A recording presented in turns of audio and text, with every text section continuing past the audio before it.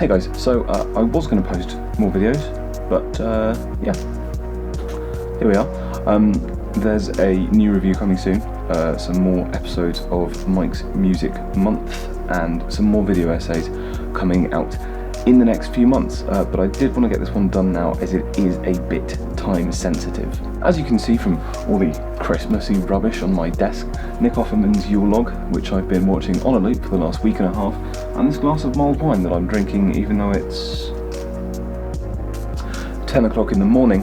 It's the between times between Christmas and New Year. More specifically, I'm recording this on the morning of New Year's Eve, for reasons which will soon become clear. I started thinking about the topic for this video earlier this month when people's Instagram stories became flooded with Spotify Wrapped, a fairly innocuous, I thought, year-end tradition where people share a year-end review of the music that they've been listening to.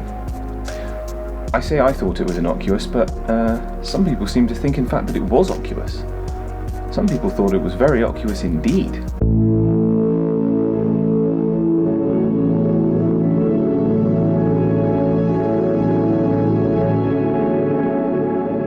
In case you didn't know, Spotify Wrapped is a year in review sort of end list thing that Spotify gives you once a year. It's presented in this nice Instagram story-esque format, very easily shareable and generally designed to be quite appealing to as many people as possible.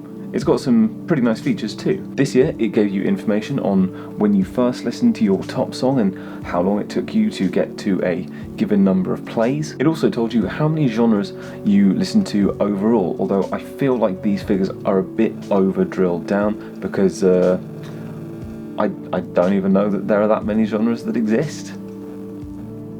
There's probably about 10. Sorry to metal fans.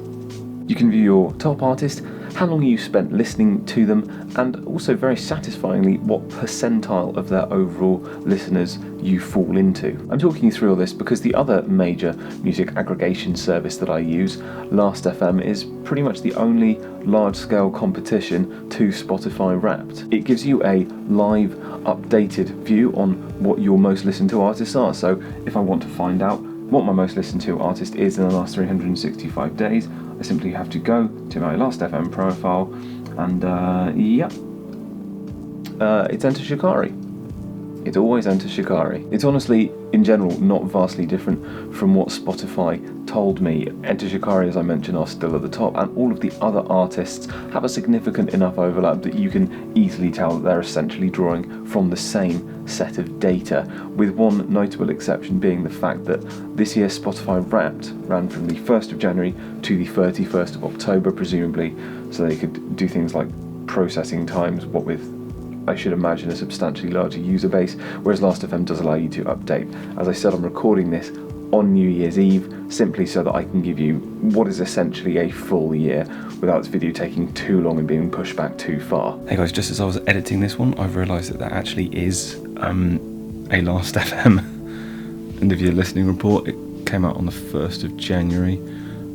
It's got all of this stuff on it, so it's got some other pretty interesting stats, more of a comparison with 2019, and yeah, it's pretty cool. I'm gonna have a little dig through that and see what I can find about my listening habits. I just thought, on the basis of being as fair as possible, I should update this. There looks like there is a paywall though, so there is quite a lot of other stuff that you can get if you get Last.fm Pro, but I don't want to be the first and only subscriber to Last.fm Pro, so might not bother with that one. Just as an aside, I'm aware that sharing my year-end lists on a video exploring why people criticised other people for sharing year-end lists is inviting nothing but criticism on my fragile little self, but here we are.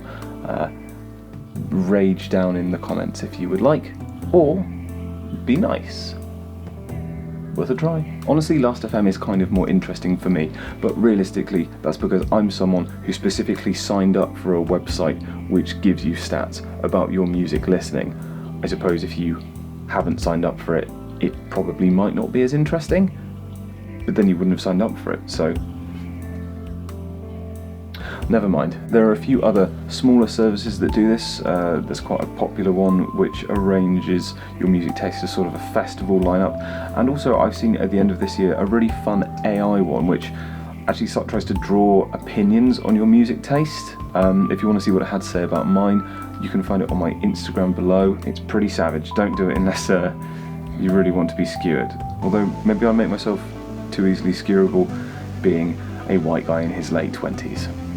Back to what I was going on about at the beginning of the video before I started trying to explain something that most likely if you're watching it you already knew. This year has been weird for a lot of reasons, but we've all done pretty well at supporting each other and being there for each other through the pandemic and through what I'm sure you won't mind me referring to as a few unusual political situations.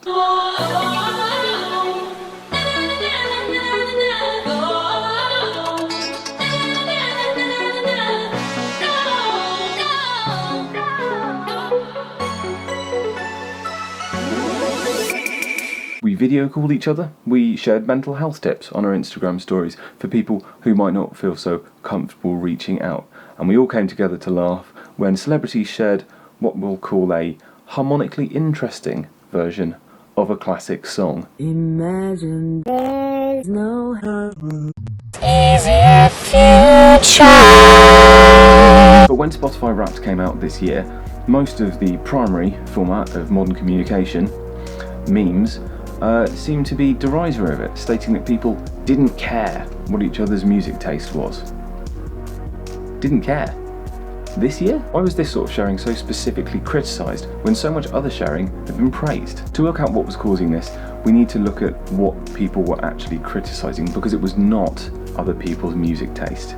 It was the sharing of that music taste. Nobody was looking at the posts and stories and reels and TikToks and whatever else people share nowadays and saying, you have awful taste in music. They were simply saying, I don't care what your taste in music is. While it may have manifested through the memes in a slightly more aggressive fashion, I believe that it was apathy. We just didn't care. Maybe, after a year of being nice to each other, people just needed time to stop being so empathetic, to say, I don't care. It could be that, but I don't think it is. I think there's something more than apathy going on, because what does sharing that chart actually mean from an external perspective? Sure, the person sharing it probably just thinks, that's all the music I listened to this year. That is pretty cool. But maybe a little part of our brain sees this and says, who the fuck are you?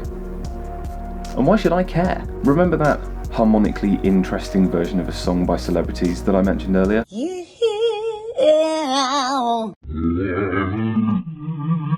It's part of a slow erosion of celebrity worship that we've seen over the last few years, especially exacerbated this year when really we realised that we don't care what a bunch of rich people in houses think. This is fundamentally the same apathy that I mentioned earlier, because what do we see people sharing these lists as, if not someone who thinks that all of their followers would like to know their opinion? We aren't really mad at people sharing their music taste.